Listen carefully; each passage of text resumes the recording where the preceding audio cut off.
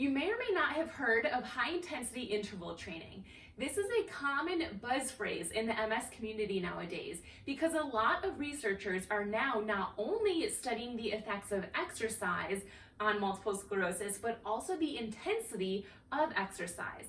We already know that lots of exercises can improve strength, balance, and so many other symptoms of MS. But we are now looking at the effects of low intensity versus moderate intensity versus higher intensity.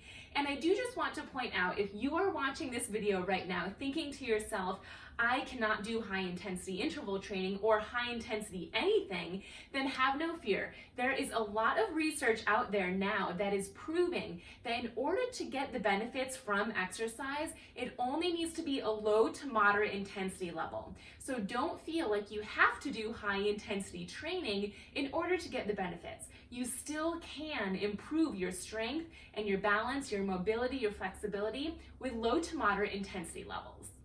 My name is Dr. Gretchen Hawley at The Missing Link, and I developed my YouTube channel to not only keep you in the loop of what is newest in research, but also to help you get stronger through neuroplasticity exercises. There are so many different forms of high-intensity interval training. It can be something intense like CrossFit training or going to the gym and running on a treadmill, or it could be powerlifting. It can be really intense, or there's also versions of high-intensity training that you can do in your living room. I'm going to give you two examples at the end of exercises that are high-intensity that you can do right in your living room now. But before we get to that, I want to tell you about this research study that was done with people who had MS at an EDSS score less than 6. The people in the study started and ended with 5 minutes of low intensity exercise.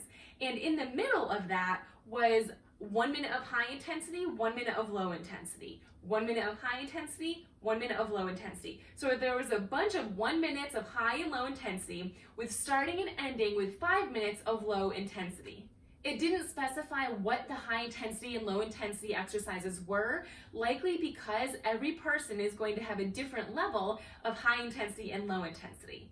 They did this training program for 12 weeks, and at the end of the 12 weeks, they found that there was an improvement in verbal memory, glycemic control, and VO2 max, or oxygen, and they found less of an impact on cardiovascular health versus other types of exercise. But let's get to the numbers. On average, mobility improved by 22%, cognition improved by 8%, and muscular strength improved by 44%. That is huge. They also made suggestions for people who wanted to try high-intensity interval training at home. And they mentioned that you can do whatever time frame you want. If you can only do 30 seconds of high-intensity interval training, that's fine. Or if you can do 3 minutes of high intensity, it doesn't matter. But they did note that the shorter the duration of the higher intensity training, the more intense it needs to be. So you really need to get your heart rate up and beating fast during that high intensity training, and the shorter the interval is, the higher intensity it needs to be. As I mentioned earlier, high-intensity training can be anything that is intense for you. Maybe it's CrossFit or powerlifting or biking or running or swimming. If any of that sounds like it's intense to you and you can do it successfully without overworking yourself, go for it. But I want to show you two examples of something that is likely to get everyone's intensity and heart rate up, even in just a couple of seconds. So I'm going to show you those now. My first favorite exercise to get my heart rate up is sit to stands. So you start in a seated position and then you stand up. Make sure you're doing this safely at home. If you need to use armrests, that's fine, but you're going to have your feet about hip width apart and you're going to stand up and then sit down. Try not to lock your knees out at the top. You can keep them slightly bent, but you're standing up and then sitting down. And the trick is you have to increase your speed. So if you're starting on a really low surface, then this is going to be pretty challenging to do quickly. So start at a higher surface. The faster you're going while still maintaining control, the quicker your heart rate is going to increase.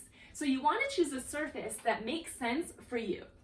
I've only done that for a couple of seconds, but especially because I've been talking to you at the same time, my heart rate is already increasing and I can feel my heart beating. So if you do have a workout partner in your home with you, or you can recruit someone to do these exercises with you, that's even better, because if you talk to them, your heart rate is going to skyrocket. Now, standing up and sitting down is also really great for strengthening your legs, not just your heart rate, but it is one way that you can have high intensity training right in your living room. Another one of my favorite exercises you can do at home to increase your heart rate is push-ups. And I'm going to do mine right now on this table. If you can do them on the floor, on the wall, on a coffee table, on any surface that you feel is doable for you. But again, the goal is speed. So if it's hard and you're going really slow, that's not high intensity. It's likely not going to increase your heart rate very much. So pick a surface that works for you. The higher the surface, the easier, so the quicker you can go. So my hands are going to be about shoulder distance apart. My feet are hip distance apart, and I'm gonna go down, up, as quickly as I can. And you don't have to go as low, you can stay up a little bit higher. But the goal is to do as many as you can in about 1 minute, or whatever interval training you're doing. I've mentioned high intensity interval training this whole time, but it's important to note that after high intensity training, you do low intensity training. So it's something that brings your heart rate down. So maybe that's walking, or maybe it's seated bicep curls, one arm at a time. Any type of movement that calms everything down, helps you get your breath back, and you can rest a bit, and then move back up to high intensity training. But the trick is, during low intensity, you want to keep moving. It shouldn't be a complete rest. Another thing I want you to keep in mind is that when you are doing high intensity exercises, your heart rate is going to increase, but also your core temperature may increase.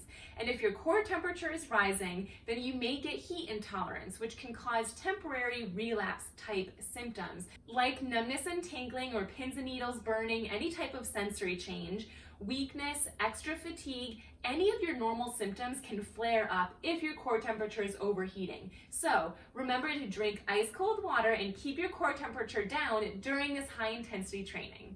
If you feel high intensity interval training is appropriate for you, then I would love to know what you choose for your high intensity and low intensity moves in the comments below. So feel free to share with us there. And if you enjoyed this video, please remember to press the subscribe button, press the thumbs up button, and share with a friend.